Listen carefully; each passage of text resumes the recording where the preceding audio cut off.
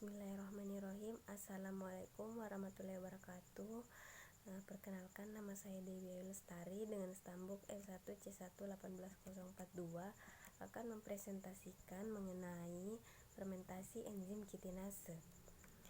Sebagai pendahuluan, kelimpahan kitin di alam menempati urutan terbesar kedua setelah selulosa, terdistribusi luas di lingkungan biosfer seperti Crustaceae, ubur-ubur, komponen struktural eksoskeleton serangga, dinding sel fungi, alga, nematoda, binatang maupun tumbuhan.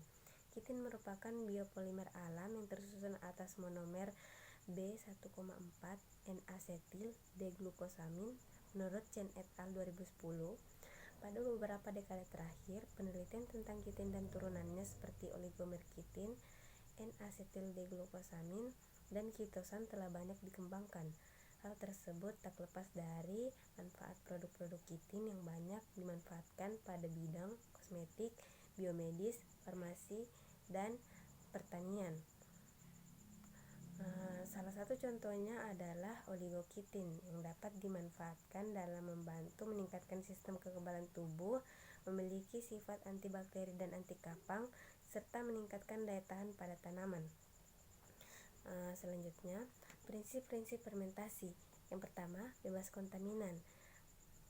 Media padat untuk peremajaan isolat aspergillus digunakan pada potato dextrose agar atau PDA. Untuk media pertumbuhan terdiri dari MgSO4 7H2O 1, KH2PO4 1,5, CaCl2 2H2O 0,2, S ekstrak 0,2, glukosa, molase ditambahkan dengan aquades. Sedangkan untuk media produksi seperti media pertumbuhan dan dengan ditambahkan indosert cangkang rajungan. Komposisi medium pertumbuhan seperti yang media yang disebutkan tadi. Selanjutnya, penyiapan inokulum.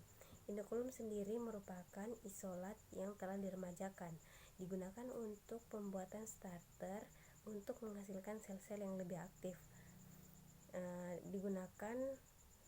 Inokulum ini digunakan untuk mengetahui pertumbuhan optimal kapang sehingga dilakukan pembuatan kurva pertumbuhan.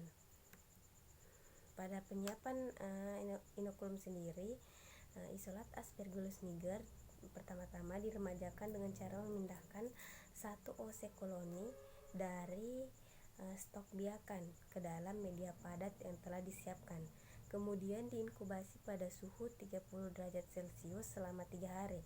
Untuk membuat kurva pertumbuhan dilakukan dengan metode massa sel kering. Isolat Aspergillus niger yang telah diremajakan dalam media padat diambil dengan kawat OC, kemudian dimasukkan ke media pertumbuhan. Selanjutnya dilakukan inkubasi pada suhu ruang dengan pengocokan pada 170 rpm. Sampling dilakukan tiap 4 jam, kemudian disaring dan dicuci dan aquades. Selanjutnya dikeringkan dengan oven sampai diperoleh massa sel kering yang konstan. Selanjutnya, kultur atau proses fermentasi dan tahap akhir produksi. Setelah inokulum terbentuk selama 6 hari, disentrifugasi pada 3500 rpm, lalu selama 20 menit pada suhu 4 derajat Celcius. Lalu supranatan yang terbentuk setelah sentrifugasi adalah ekstrak kasar enzim kitinase atau good enzim kitinase yang selanjutnya diuji aktivitasnya. Pada slide ini terlihat grafik pertumbuhan mikroba.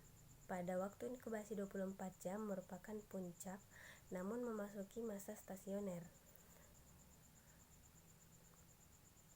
Fase stasioner sampai waktu inkubasi 36 jam menunjukkan penurunan. Pada fase ini jumlah populasi sel tetap karena jumlah sel tumbuh sama dengan jumlah sel mati. Ukuran sel pada fase ini menjadi lebih kecil karena setiap sel membelah meskipun zat nutrisi sudah habis. Lalu Lalu pada fase stasioner ini dihasilkan metabolit sekunder seperti biosintesis koenzim, hormon, nukleotida, pigmen, toksin, enzim, dan lain-lain. Berdasarkan kurva tersebut didapatkan bahwa waktu inkubasi optimal Aspergillus niger adalah 22 jam.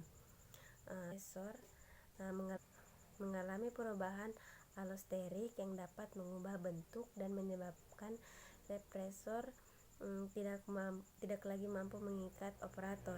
Akibatnya, RNA polimerase dapat mentranskrip gen yang dibutuhkan untuk mendegradasi kitin dan bakteri mampu mensintesis enzim yang diperlukan untuk metabolismenya. Dalam hal ini digunakan cangkang rajungan sebagai sumber kitin karena kelimpahan kandungan kitin yang dimiliki. Selanjutnya, sifat-sifat fermentasi. Fermentasi ini bersifat aerob fakultatif, di mana terdapat proses yang membentukkan keadaan aerob dan juga proses yang membentukkan keadaan anaerob. Metabolisme termasuk metabolisme sekunder karena produk yang dibentuk memasuki fase stasioner. Selanjutnya, desain bioreaktor. Bioreaktor atau fermentor adalah sebuah peralatan atau sistem yang mampu menyediakan sebuah tempat yang biologis yang dapat menunjang terjadinya reaksi kimia. Pada komponen-komponennya terdapat sistem agitasi, pompa makanan, media udara, pompa keluar, jaket termal, distributor udara, dan lain-lain. Untuk komponen-komponennya dapat dilihat pada slide. Langsung saja, selanjutnya kesimpulan.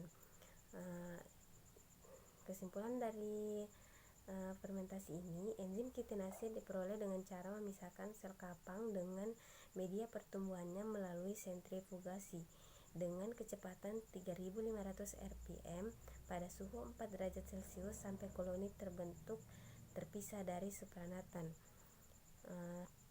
Selanjutnya, referensi yang diambil di sini dari jurnal Hardy dan kawan-kawan 2016.